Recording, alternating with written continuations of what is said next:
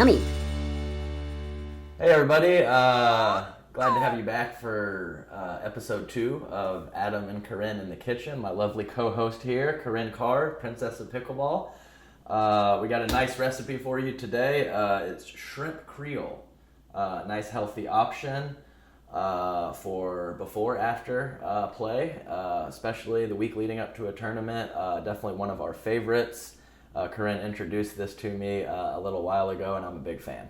So as you can see here, we have a nice tray of vegetables. We have some onion, some bell pepper, some serrano peppers, which actually aren't on the ingredient list, but we like to add a little heat to that. We have 3 cloves of garlic, even though the recipe says 2, and then also some celery up here at the top. So like I mentioned last week, just trying to, you can cut your vegetables however you want to, just trying to keep them kind of the same size so that when we saute them here in a second, they cook evenly and nothing's really done and a few not done. We're trying to avoid that. So before we get started cooking, I just wanted to say a few things about the upcoming pickleball schedule. We will both be headed to Phoenix here in a couple days to play a tournament there. And I believe that is followed up with the Tampa tournament. That's right. Simone will be hosting the tournament in Tampa, and then the big APP Delray Beach Open, which I believe is a $60,000 prize pool, which is really exciting. Shout out to Aunt Barb, who lives in Delray. Looking forward to seeing her on that trip. It's been a while since I've seen her, so that'll be exciting.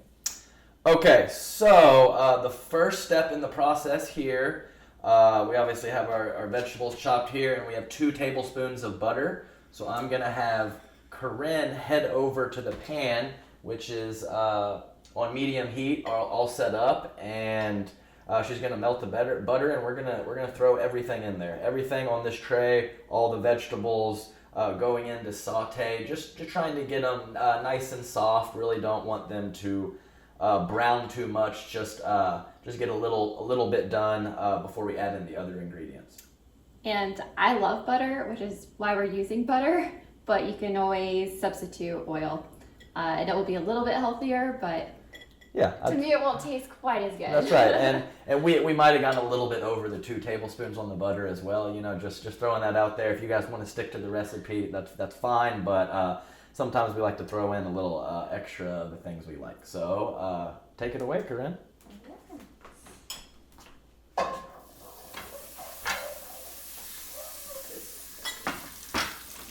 A little too hot. That might have been medium-high heat. We're looking for the medium heat there, so no big deal. Browning our butter, you know, worst things have happened. It's going to be just fine. Good thing we got an extra tablespoon in there.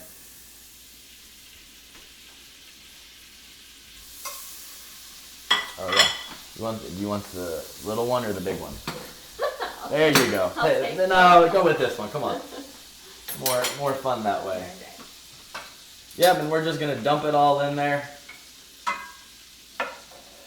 Make sure to stir it around a little bit and get everything with a little bit of butter on it. Get it nice and coated. And I'll probably eat a couple of the serrano peppers, but really we just kind of throw those in there to give the sauce a little bit more bite to it and a little bit more heat.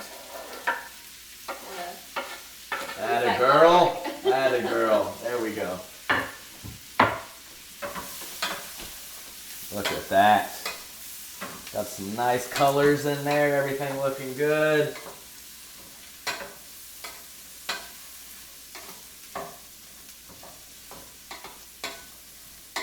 Oh yeah, that's good stuff there.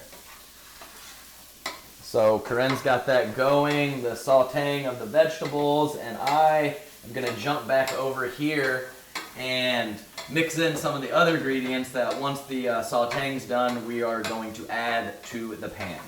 So first off, we have 28 ounces of diced tomatoes. We got 2 14-ounce cans here.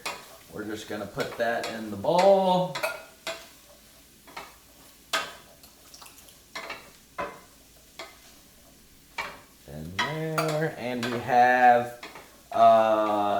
8-ounce can of tomato sauce as well.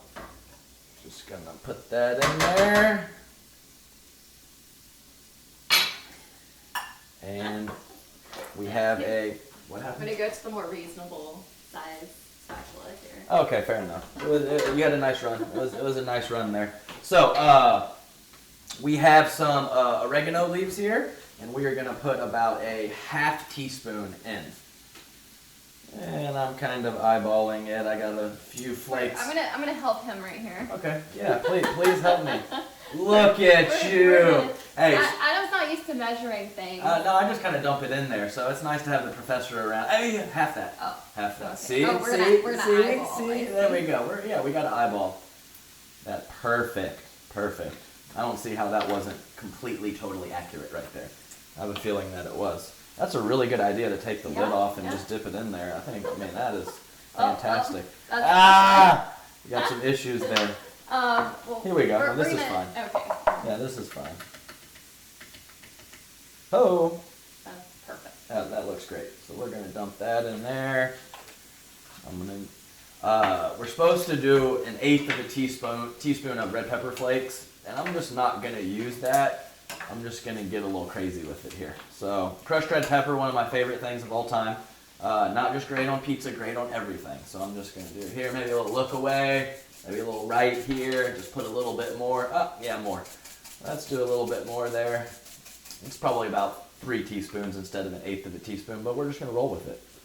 And the last ingredient to put in our bowl here, before we add it to the veggies, is some Worcestershire sauce. And I'm having a little trouble. There we go. That would have been embarrassing on camera if I couldn't open it, even though this might or might not have expired around 1.5 years ago.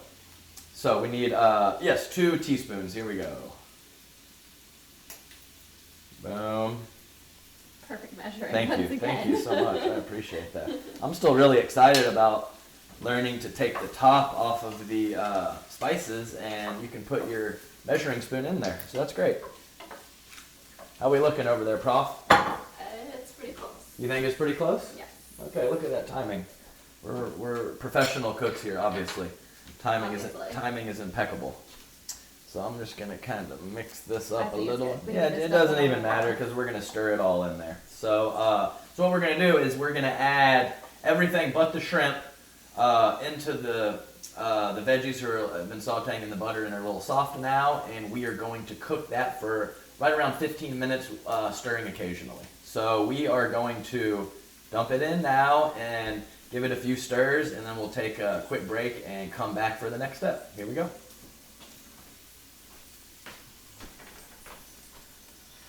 Oh yeah.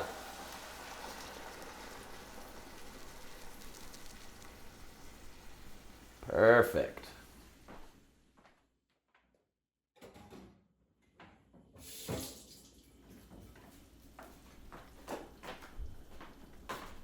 Just phenomenal job there. Really good. Remember, use that shoulder as a pendulum. Don't get too wristy, just like the whisking last week. We got to mix in some good pickleball tips with our cooking. Don't you think? Don't you think so? Yeah. Did we just cut to a commercial? No, we haven't done that yet. Now we are cutting to a commercial right now. About 15 minutes, stirring occasionally. We'll be back shortly for the next step. My favorite paddle is the V520. It's more of a control paddle, which is great for my game because I'm certainly known as more of a defensive player, but it's still great for hitting a hard serve and drive the ball well. From the transition area and from the kitchen, go ahead and drive it at me. I'm ready to block it into the kitchen. I can roll it, or I can slice it. Either way, I feel like it's gonna go in. With the soft feel of the paddle, I can dink all day. So go ahead and try it out, dink me.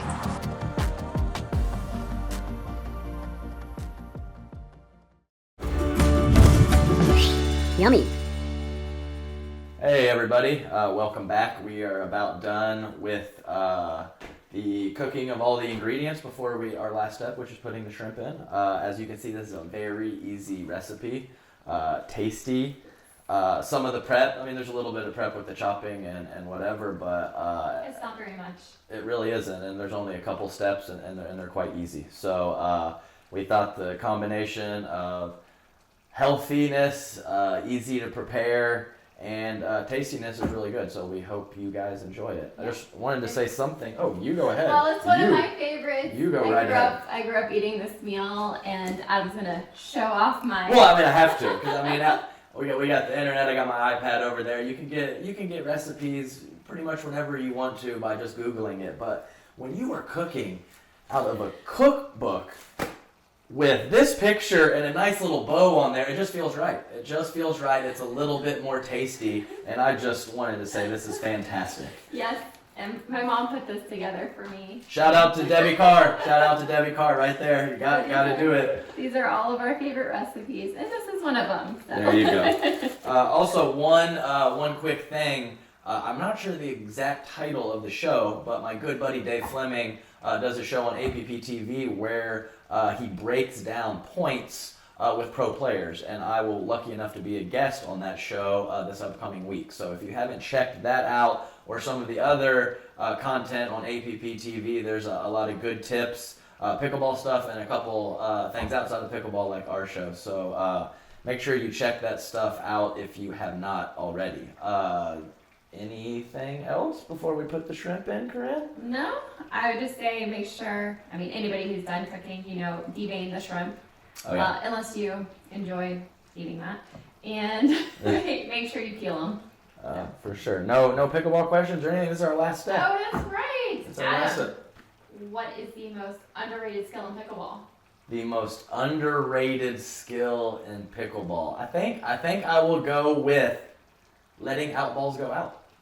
That is my number one most underrated skill, and to have the combination of good quick hands and being able to let the ball go out, I think there's really only a couple people that have really mastered both of those skills, and I think that just getting out of the way is a great way to get a lot of points and get you a lot of wins. So keep that in mind. Hard to do both with the quick hands and letting it go, but if you can work on that, I think it's a great way to win more games. Definitely. All right, dump them in. All right. Oh, Alexa, stop. And we will go about 5 to 10 minutes on this for the last step. Really, it's kind of when the shrimp get cooked. So I think it varies a little bit with the time, but that's kind of the range that we're looking at. And I think that you can take it off a little bit earlier or let it stay on the burner a little bit longer if the shrimp aren't exactly how you like them.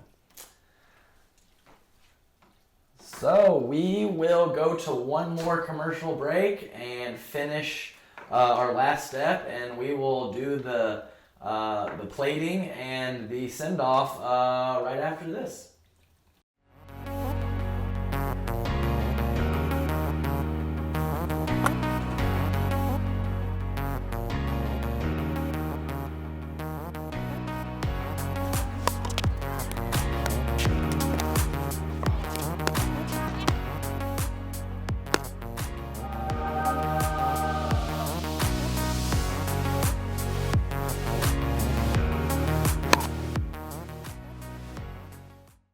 Okay, before we dig in, guys, I'm going to give you my pro tip of the day.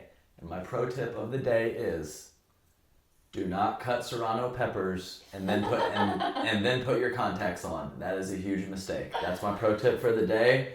Here we have it. Shrimp creole looks wonderful. We got a nice little bed of rice here, and it's time to eat. Can I see you eat one of those peppers, please? Is it one of the serranos? Yeah. Sure. Absolutely. Don't touch it and then touch it. Thank you. That's right. I'm not gonna lie, that was a pretty big mistake. There we go. And a little bit more for you. That's perfect. And the professor asks, the professor gets serrano down the hatch.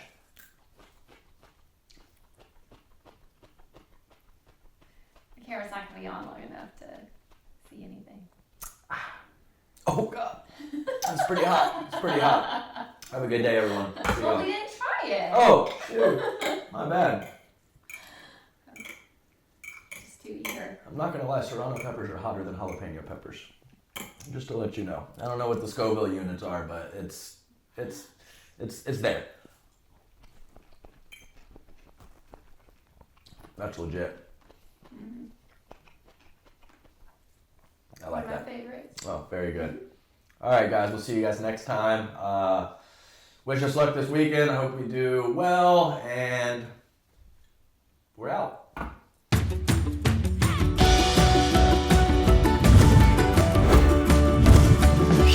Yummy.